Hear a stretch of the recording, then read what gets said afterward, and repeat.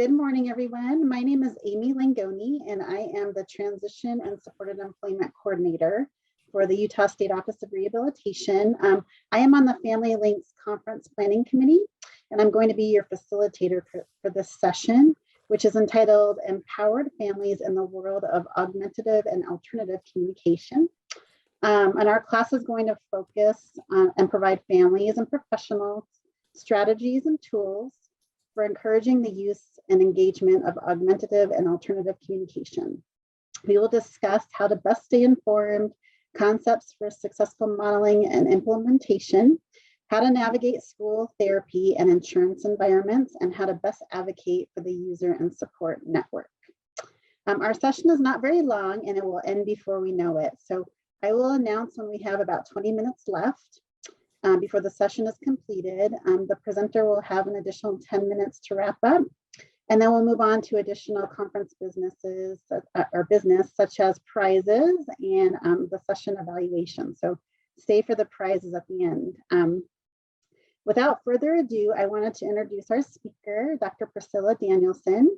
Priscilla Danielson completed her master's in speech and language pathology at Memphis State University and her doctorate at Temple University.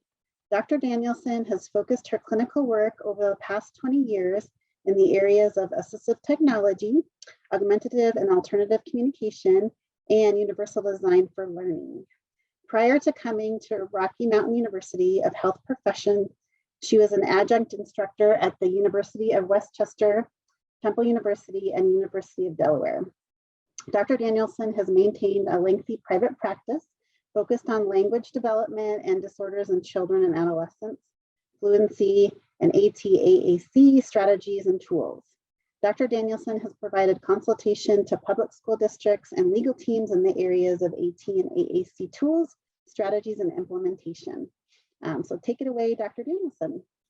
Hi, thank you. That was very nice. Thank you. Welcome all, and thank you for coming to this opportunity to share a little bit about what I believe about empowering families. My journey in AAC started at Temple University at the Institute on Disabilities because I knew what I didn't know, which was I needed to know more about AAC to do my job. And so for 2 years, I spent time traveling across the state, training stakeholders, agencies, nurses, families on AAC, doing evaluations, supervising a program for individuals transitioning from high school into work or college. We had a program at Temple for that. Getting into writing curriculums and working with some people who I trusted as being very, very knowledgeable about AAC. When I got there, they threw me into the ocean with no life jacket. They just said, today you're doing this. And my boss's boss was the head of the institute, and my boss came into my office one day. We were writing a curriculum for state support agencies. And she said, listen, I haven't gotten mine done, but if you don't do it for me, I'm going to get fired. And it was like, I don't remember. And in my head, I'm thinking, I don't hear an invitation in there, but I knew that if I didn't do it, I was going to be in big trouble. And so I really learned a lot about AAC, and I learned that I really love AAC. And I haven't looked back. My mentor for my PhD was at Temple, and he brought so much to my life about teaching and about caring. He firmly believes in caring about other people first. But Temple taught me to be an advocate. And I mean, when I'm an advocate, I'm a pretty strong advocate. And I believe in being in that role has made me a better person. So let's get started. I'm going to share my screen. And if you have questions, don't be afraid to ask them because I don't mind being interrupted. In fact, I appreciate it. It doesn't bother me at all. And I want us to be able to, hopefully I'm going to do this right. Is everybody seeing that? Cool beans. Okay. So first of all, thank you. Thank you for coming. Thank you for giving me the opportunity to share with you. You know, if you disagree with me, you can. That I'm very used to that. I raised two children who made me feel bad every day of their life. And because they asked the whys all the time. And so I much prefer the dialogue aspect of it. I don't have any financial obligations or I'm not associated with any of these companies. I will be using people first terminology. I know there is quite a bit of discussion, particularly in the autism community, about labeling. And I respect that. I've worked with a significant amount of individuals who present autism and, excuse me, I know that there is that discussion. Just for the purposes of today, I'm going to use or going to try to use people first. One of the things I always start with is try thinking about a day where you could go completely without speaking or being understood. And if you could find that day, Monday through Sunday, that will work for you, you can write that down. There are very few of us who can go longer than a half hour without speaking or being understood. And for a whole day is a lot. For a whole lifetime is even more. I'm assuming that many of you have children who either use AAC or you're thinking about looking at AAC, or perhaps you're a vendor or someone like that. And my philosophy is and this is not mine, this came from Linda Burkhart and the creator of POD, is that people have something to say. You start off when you have something to say on the AAC system with, I have something to say. But I firmly believe that individuals who use AAC have something to say. I am a parent of a child with a significant set of disabilities, but is not an AAC user. She had severe dyslexia and motor impairments and an attitude to match. And she went through life fighting for herself and is now an adult with her own family and continues to advocate for herself in all workplaces. She has learned that she must do that. I came to RMU about 2 years ago, and I have to say it's been one of the best decisions I've ever made professionally. At the time I came, I was driving 24 hours a week between consulting and caring for family and all of that. And I couldn't sustain it, even though I really loved my consulting work. But it's been a great decision. We have a house in Maryland on the water, and my husband gave me that. And my husband is a mountain guy, so now he has Utah. And it's been a great experience. We've loved it out here. I'm going to start this with an article that was written by one of my clients' father, who is a professional writer and a professor of writing. And I won't bring up the article. I'll just minimize this for myself and I'll read it to you. And it was written by Max Apple. And Max has a 31-year-old daughter, and they live outside of Philadelphia. And I've worked with their daughter since she was 18. She's about 31 now. Their daughter is the only one who's ever made my husband feel really bad. He asked me once, how long do I have to wait for Ellie to answer me? Of course, the answer was forever, until she answers you. And she heard that and she got mad at him. And in order to sit in her living room, he had to apologize and ask her if it was okay, because at that point she had moved into her own home and was independent, and she was asserting herself. And I think she asserted it with Oli first. My daughter and I are driving to the mall. I'll probably cry. Every time I read this, I cry. My daughter and I are driving to the mall, and I hear two voices that sound very much alike. One says, right turn in 200 feet. The other says, what are we doing next? Both are flat, uninflected monotones. This was before AT&T voices. But by sound alone, I can hardly distinguish between these robotic voices. One is my GPS, the other is my daughter, born with CP, who has learned to use an electronic talker. Elisheva sits in her wheelchair in the second row of our van. Her speaking device is mounted on a bar in front of her. She has a great sense of direction and keeps her eyes on the road. She knows that I am likely to make a wrong turn even when driving to places we frequent. She stays alert and sometimes detects my waywardness as quickly as the GPS, but the device can redirect me in seconds. My 23-year-old daughter, with only partial control of the movements of her left hand, her talking hand, has to compose before her words can become audible. As I drive, I listen to those two voices, both artificial, but one that could hardly be more human. As a teacher, I use the word voice to suggest the individuality of a particular literary work.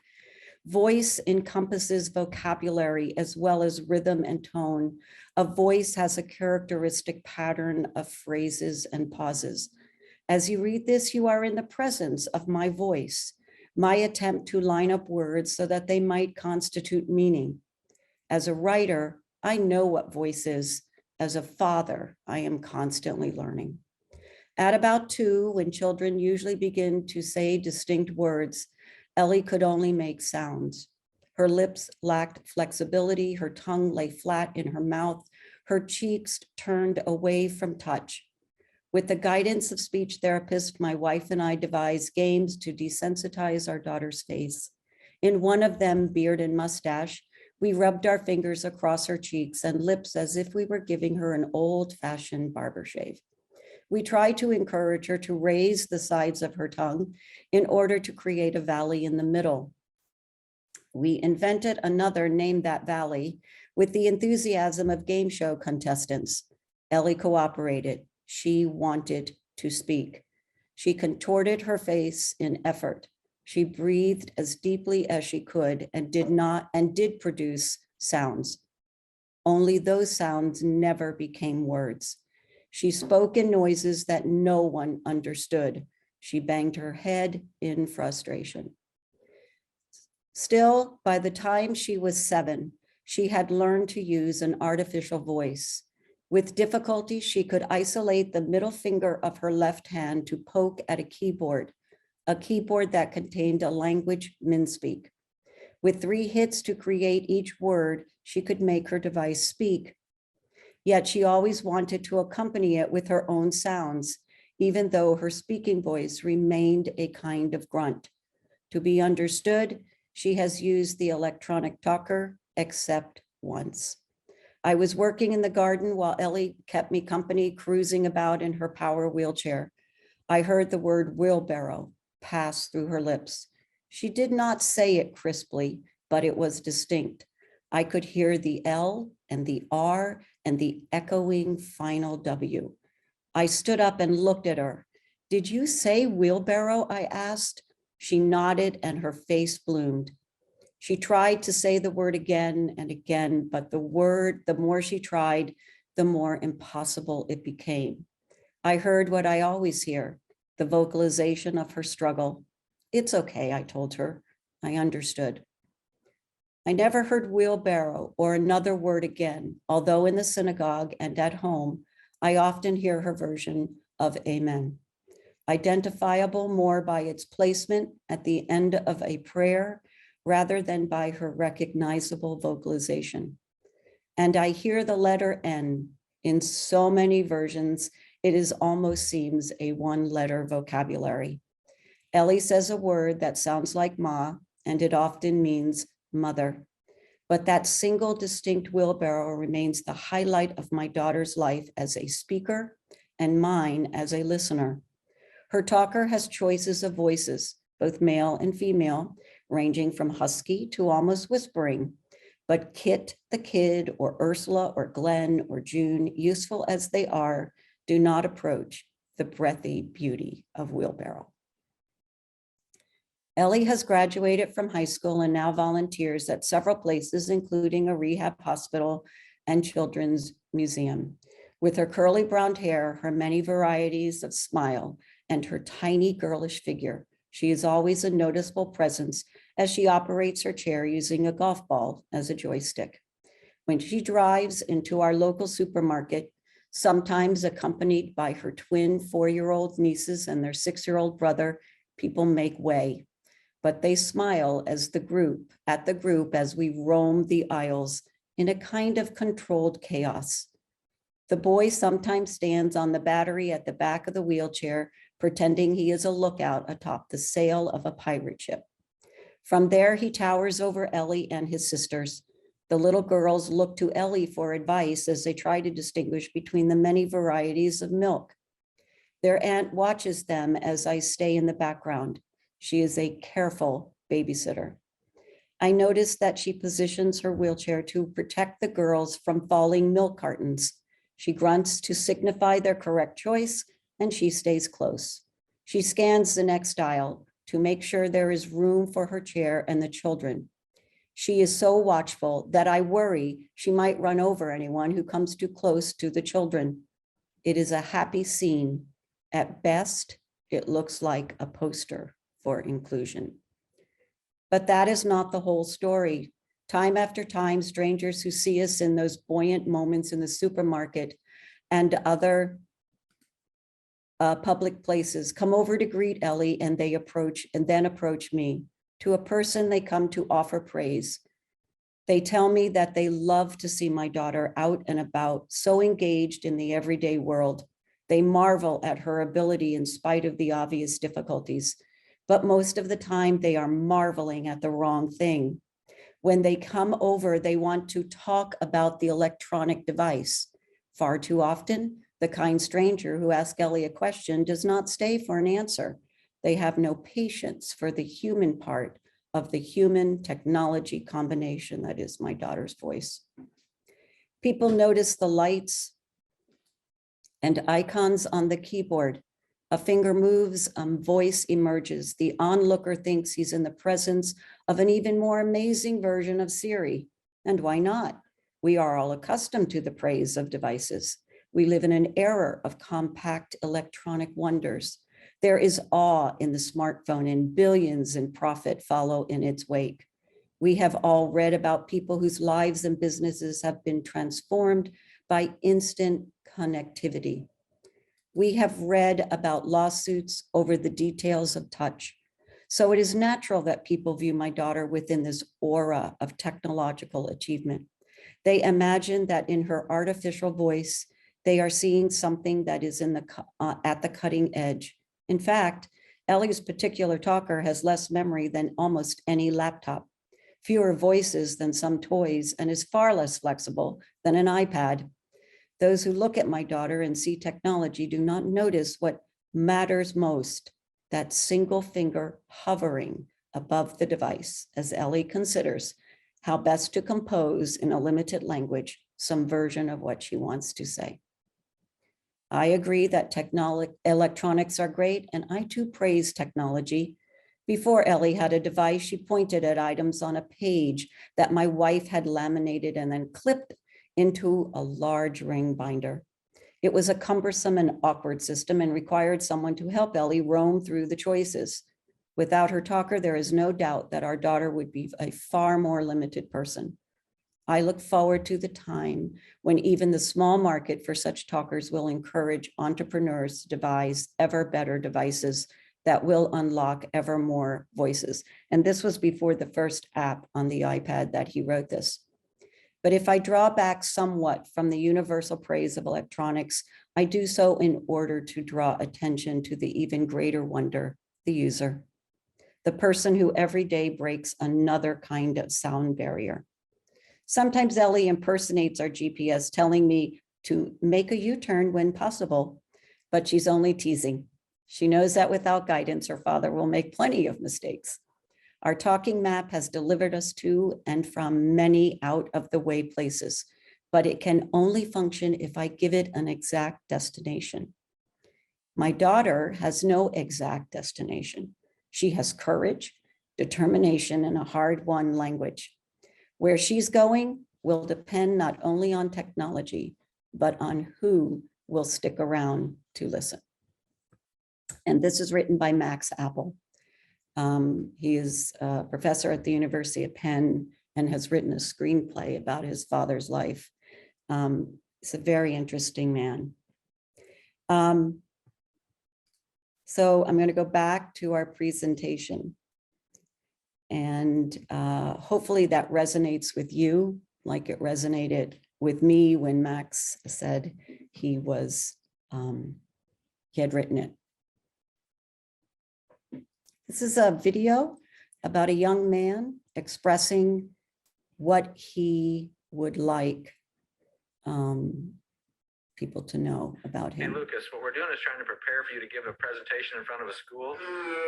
You know what I want you to understand is because the way you've learned to communicate on your device, you can answer any question in the world. It doesn't make any difference what they ask, you can answer. You don't have to practice or prepare. You can just go out and give speeches. See? That's what makes it good. How much do you think you're going to have to charge at school to get you to come out and teach them how to use your device?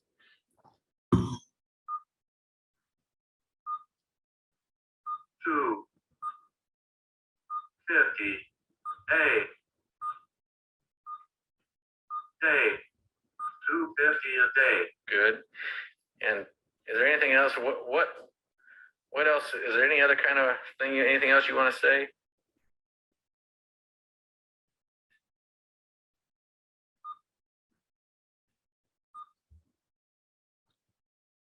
I would like to make good money because I have some dreams I want to happen, and I need a good job to do. Then I would like to make good money because I have some dreams I want to happen, and I need a good job to do them. All right. So if you're a principal or a church or somebody or a junior league or a men's club or something, and they would like to hire you, it's $250 a day. And you'll come out and give a motivational speech and answer questions about what it's like to be Lucas. And they would have to pay for the gas, hotel, and the food too. And they would have to pay for the gas, hotel, and the food too. Good. I wonder if there's any other like United Cerebral Palsy groups or Easter Seals or state Medicaid programs or somebody else. Would you be willing to speak at those also? I'm going to stop it, not because Lucas doesn't have something very important to say, but it is a little bit that video is very good. It shows you how fast Lucas can communicate in real time and how complexly he can communicate. I have to adjust my screen over here just a little bit so I can see my screen. So I apologize for the delay. Where I'm starting, oh boy, lots of things to move around. There we go. Let's see if that's okay. Communication is not just a right, it's a human right. It's what we do. My question, and the reason that I've become, this has happened to me over years of working in the public schools, building programs for AT and AAC for public schools, being their consultant, is believing that communicating is as much an aspect of FAPE, free and appropriate public education, as all other aspects of educating, learning to do math, learning to read, learning to socialize with your peers. A substantial Supreme Court ruling, which was unanimous, which is wonderful because that doesn't happen very often, interpreted the scope of FAPE as a requirement of IDEA, and IDEA is the special education legislation that empowered families and individuals within their own IEP process. This decision overturned a lower court decision that said you have to do better than provide just the minimum in order for it to be determined as an educational benefit. I've been in meetings where I've heard a principal say to a parent, I only have to provide a Ford. I don't have to give you a Cadillac. And that's not a nice statement. I'm sure it didn't make a parent feel good. And I'm not going to contradict a principal. That's not my job. That's not why I was invited there. But I'm sure it didn't feel good. And this ruling said, you cannot use that argument anymore. Every child has to have the chance to meet a challenging objective. That's substantial from my perspective for individuals using AAC.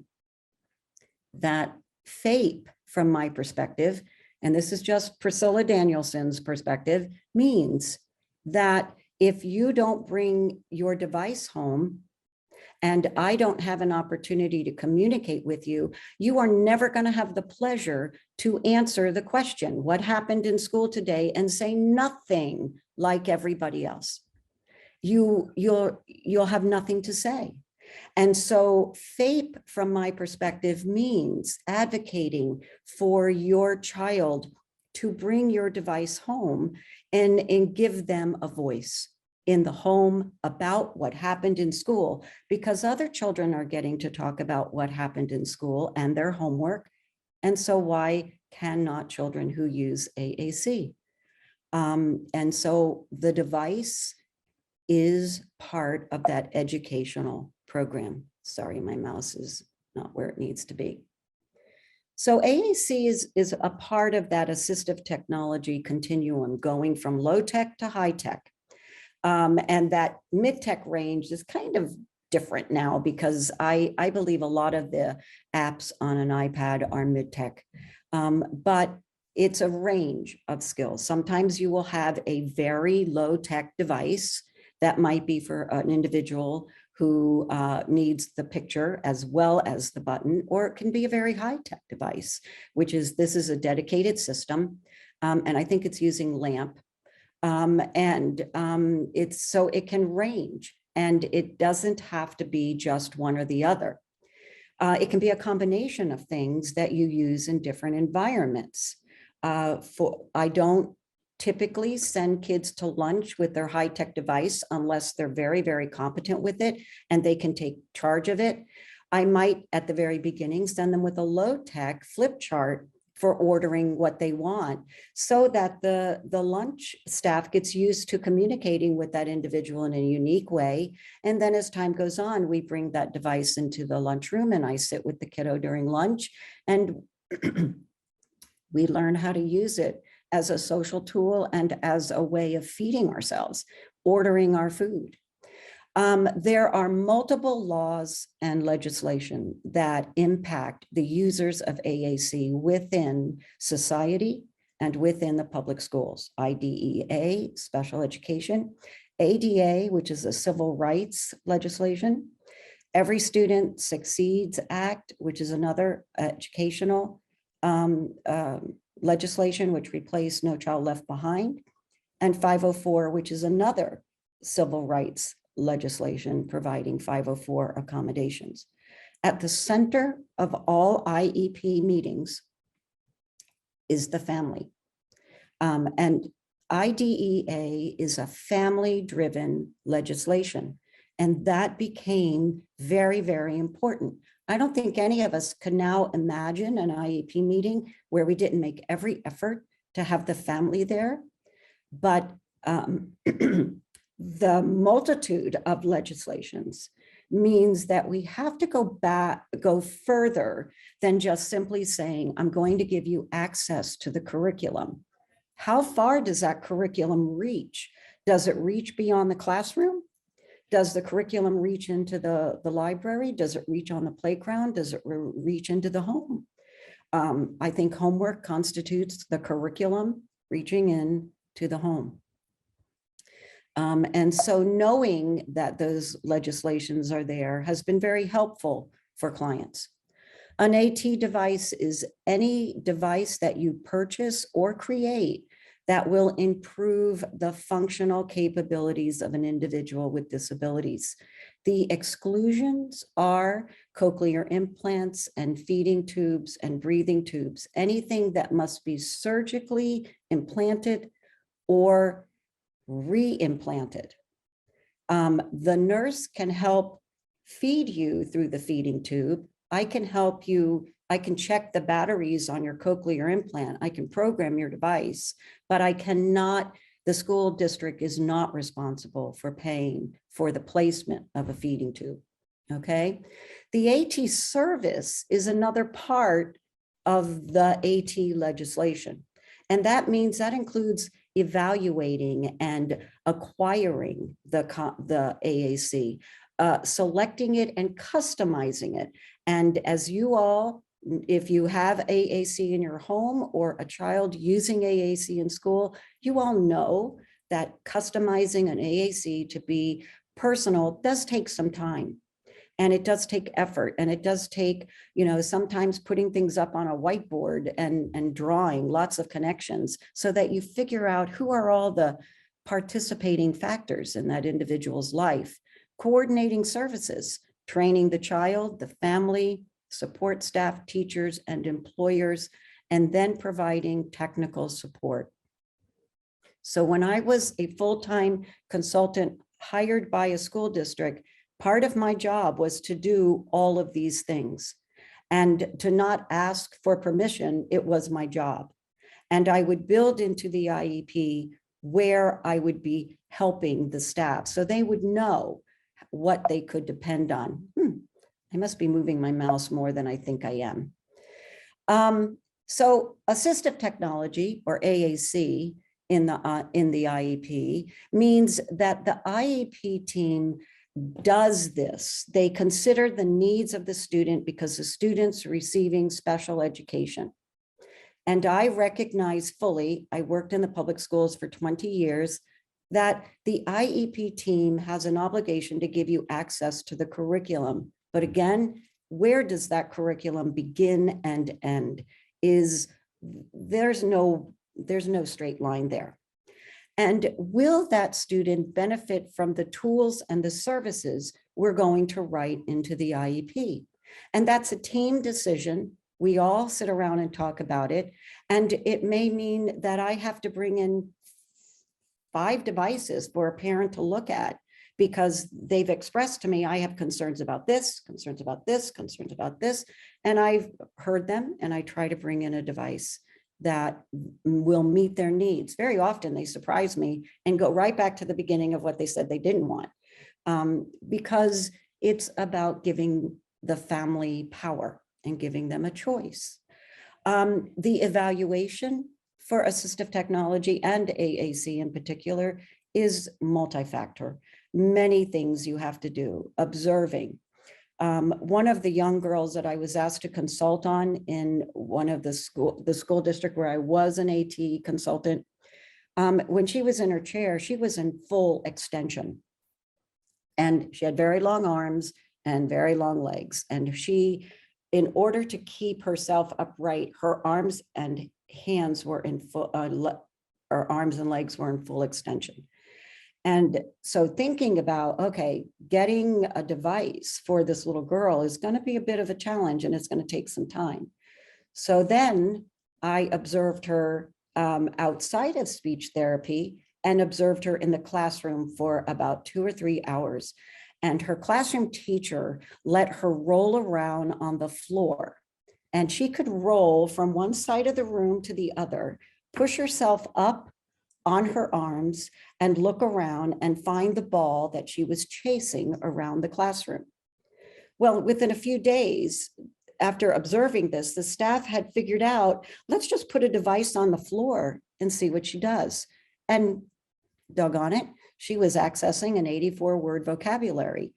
She processed language just fine. She just had no way to get at language. But when you put her in a position where she felt in control, she could control her body, she accessed that device without anybody having to say very much. Now, she couldn't be on the floor all day long, so we had to go back to the chair sometimes. And she kicked over a lot of AAC systems right off her mount. And it became funny. And it became a challenge. Who's the new person in the room? Who's going to watch me kick my device off the mount? And you just kept working at it. And you just kept hoping that one day she was going to outgrow this power thing that she was in. But it's part of that observe, look, do a variety of assessments. Any formal assessment is not going to be able to be standardized, but you will get some good measures. The best thing to do for AAC when you think your kiddo might need AAC is be proactive, not reactive, not wait till your child is frustrated, not wait till your child might be throwing temper tantrums, not wait until your child enters kindergarten. Not the best. It may not be a proactive approach. Little people, there is so much data on little people and AAC. So what does an AAC assessment look at? Well, I look at what is it that needs to be done and is not getting done without communication. And what are the environments? If the person is in school, what are the educational challenges? What are the job challenges?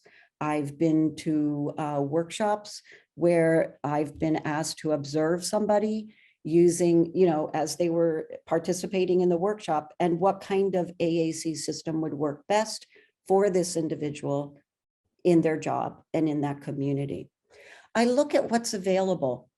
I have a philosophy. If you bring your kiddo to me with symbols attached to the side of a horse and say, this is my kid's AAC system, I'll use it.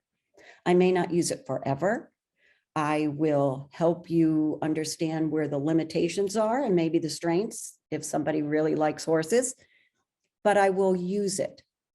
If I'm in a school district, I'll find out what's available and how far can I push that school to get the features on a device that that kiddo needs. I am a huge advocate of feature matching the device to the child, not the child to the device. I look at what are the kids' preferences, and it changes. Ellie used to have a black device and she did not want to let it go until finally the company said, we can't make it anymore or repair it. And then now I think she has, a blue one that she loves. but it took a long while.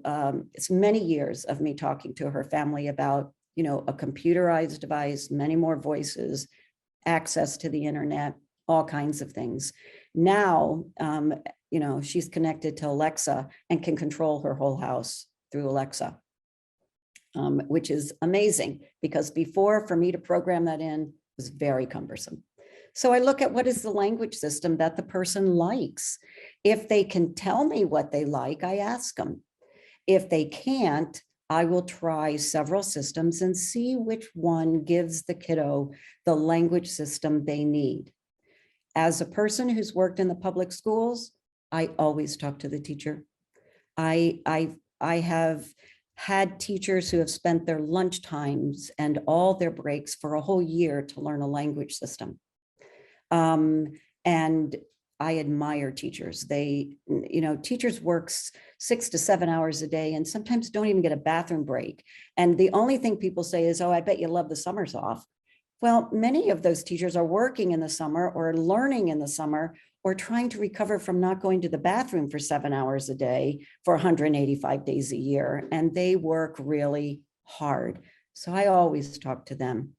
And how can I best support them? Because they are going to be the ones talking to the family every day, not me. Okay. I use two philosophies when I think about how I want my client, my student, anybody I'm talking to think about AAC. One is the zone of proximal development. What is it you can do without me? What is it you need my help with a little bit? And I'll have to scaffold that learning, like therapy. It's a lot of scaffolding. And then what is it you just can't do? That zone of proximal development changes.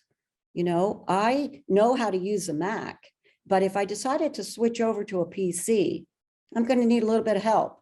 My zone of proximal development is going to change. I'm going to be more here in this area for a while, but then I'll get there. I'll get back to knowing what I need to do. But it changes. We also forget. Kiddos forget where things are on their device. I have one client where I've only found 3 words that are not on her device. In all the years I've worked with her, 3 words, and she knew immediately they weren't on there. And I said to her, I'm going to go get my device, and I bet I'm going to find it. And we've worked together long enough that we do communicate with each other like that. And she said, it's not on there. And I found out it wasn't on there.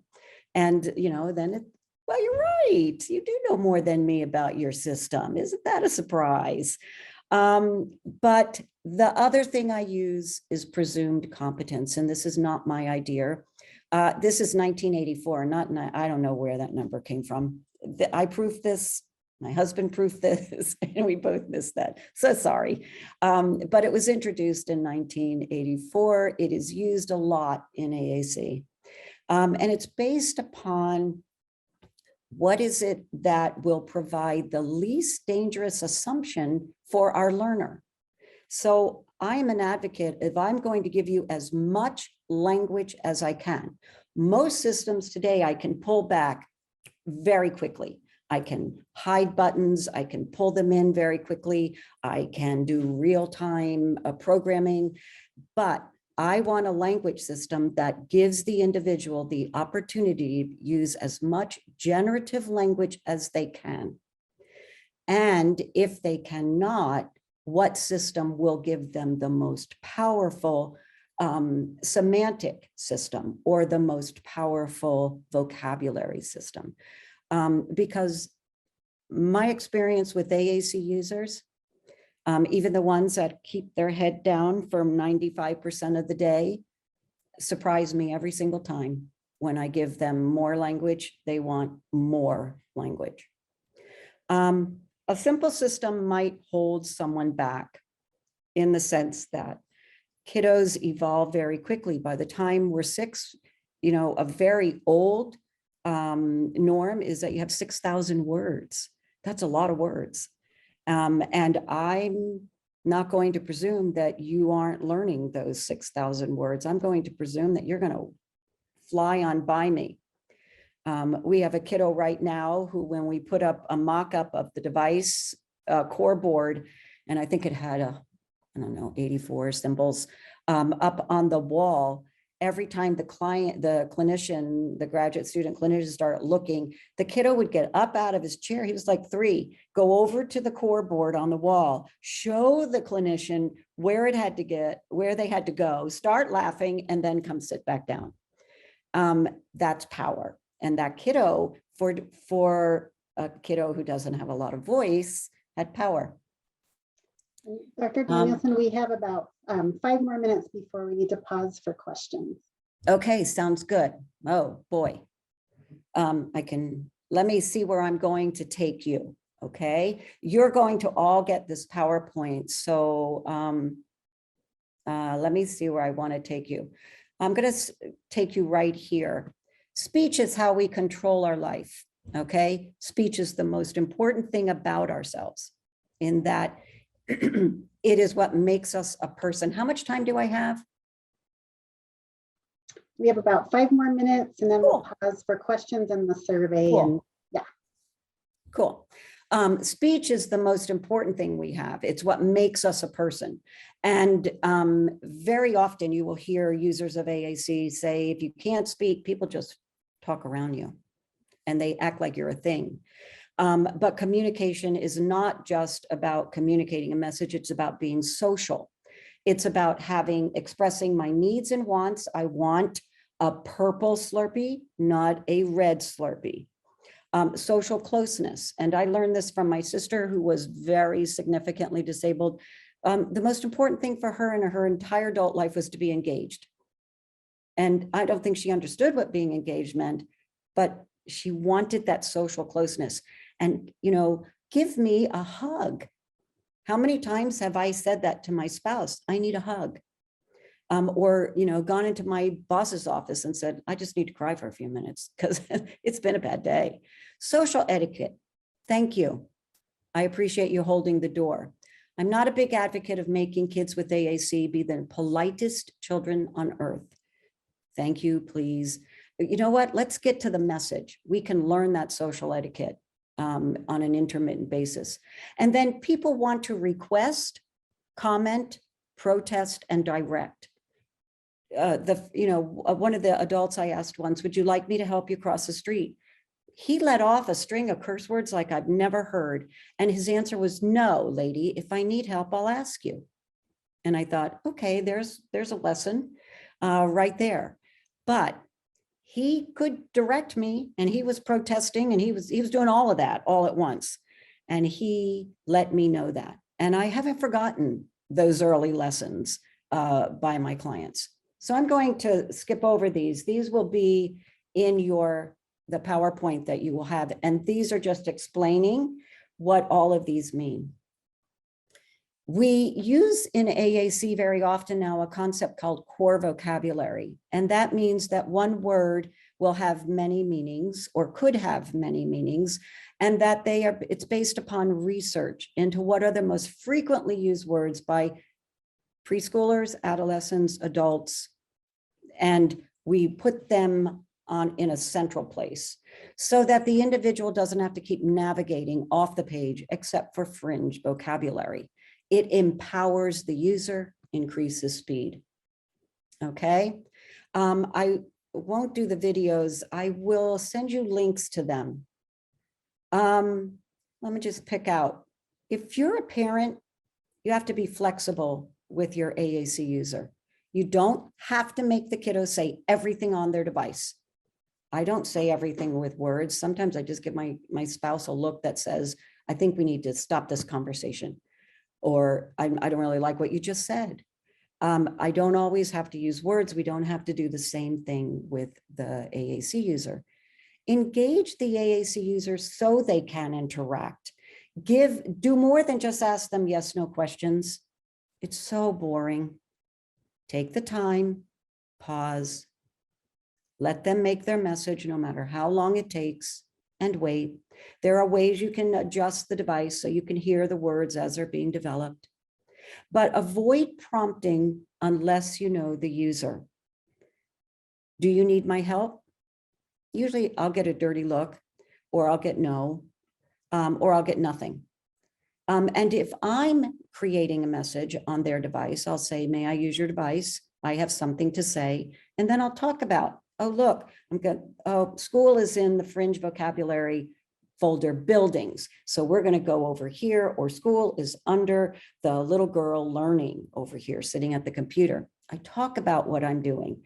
That talking is processing information for your user. Acknowledge what the kiddo has said and clarify. I'm sorry, I didn't understand what you were saying. I always tell my users, you don't have to make a complex sentence with me. Use 2-3 words. Let's just get down to business. But when we're working on a task, you need to do what you're being asked to do. If it's reading, if it's writing, you need to write in whole sentences, complex sentences. Do not guess. And kids know when you're guessing. And you know, I always say one day they're going to ask you, can I take your car? Yeah, sure, go right ahead. Because you want to say yes, you want to make them feel good. Be honest, be authentic.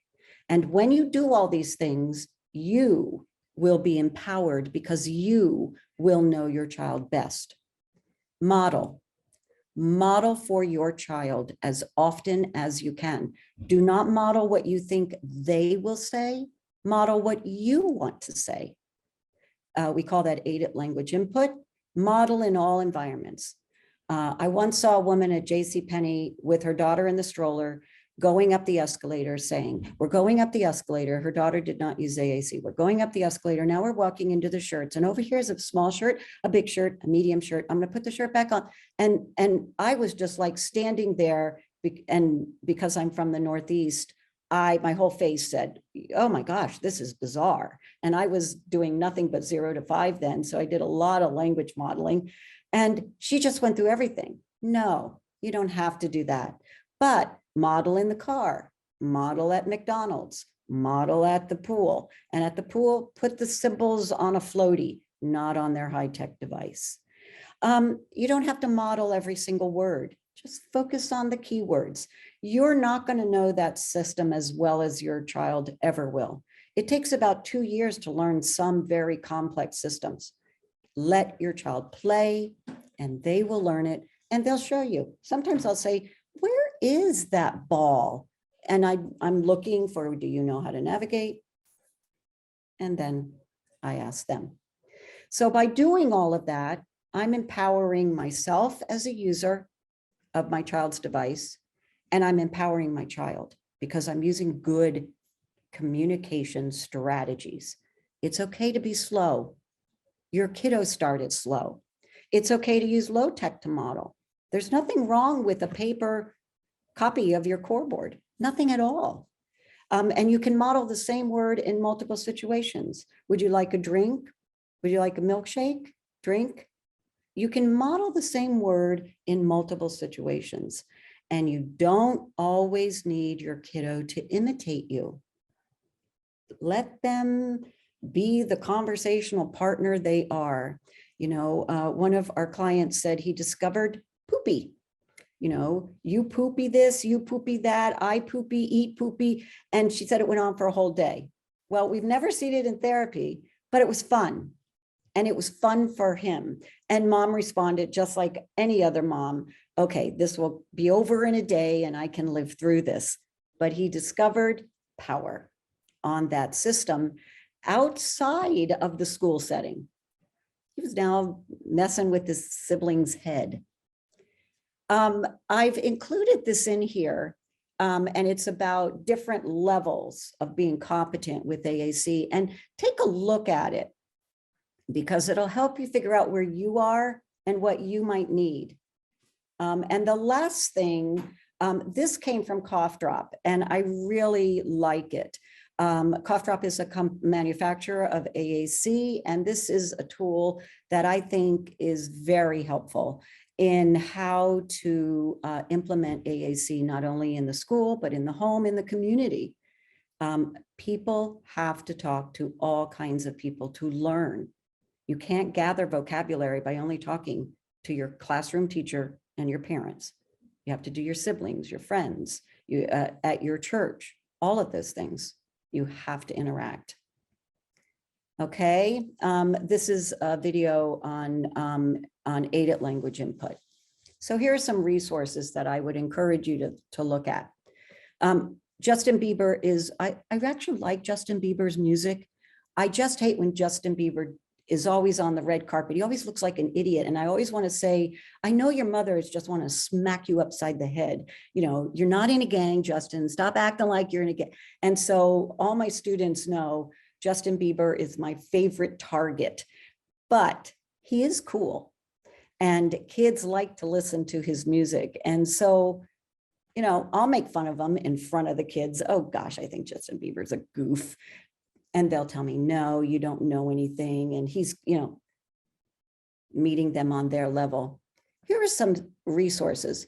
One, this is a Padlet, which will continue to grow. And if you want me to add something, email me and I'll add it. And it has a list of blogs and trainings, and it will keep growing, and it can grow across, and it is public. And you have that link in the PowerPoint, which I encourage you to use. And oh boy, now I'm going to not be able to go back. I should be really good at this. The Utah Assistive Technology Program and Lending Library, these are really smart people, really, really smart people. And I've spent some time talking to them, and they know AAC pretty well, and they'll do everything they can to get you a loaner if you want to practice yourself. The Disability Law Center might help you navigate how to get Medicaid coverage for your child, because if you don't have that coverage, health insurance will come from your private health insurance. And I know Medicaid in Utah is based on income, but there is a small loophole that you can fit under as a child with unique needs that will enable you to have Medicaid purchase an AAC system and help you do that. And companies are very good at helping you do that. Your own health insurance, find out what's available. You don't know till you ask, and you don't know till you keep knocking on that door. Don't forget the AAC companies. Most manufacturers are the most giving people in the world. They have thought about AAC for years, just years. And each one of these companies, Nancy Inman owns Word Power, the rights to Word Power. I don't think she has much on her website, but Word Power is on many, many devices. And so all of these companies are good people who care about how people communicate, and just pick up the phone or go to their website and read what's available. They are going to give you knowledge and power you can bring to an IEP meeting. Don't forget the universities around you. You have many good universities, people who know a lot about AAC. Ask. I don't mind if a parent calls me and says, tells me I'm moving into the area. Do you know anything about eye gaze? And one of my things is I will always be honest. If I don't know about it, I'll tell you. If I do, I'll tell you that too. And I'll just give you what you want to know. Thank you so much, Dr. Donaldson and or Danielson, and thanks to all of you for being here. So we'll just pause for questions and let you wrap up.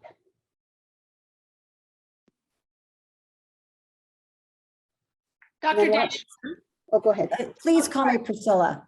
Priscilla, thank you. That was absolutely fabulous. I have a question on the lending library. So it's Utah AT program?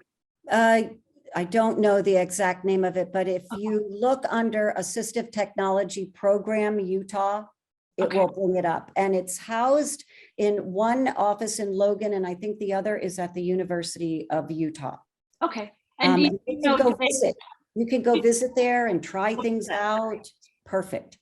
And Wonderful. Very smart people. Perfect. I appreciate that. Thank you. It was a fabulous session. Appreciate you. Thank you for coming.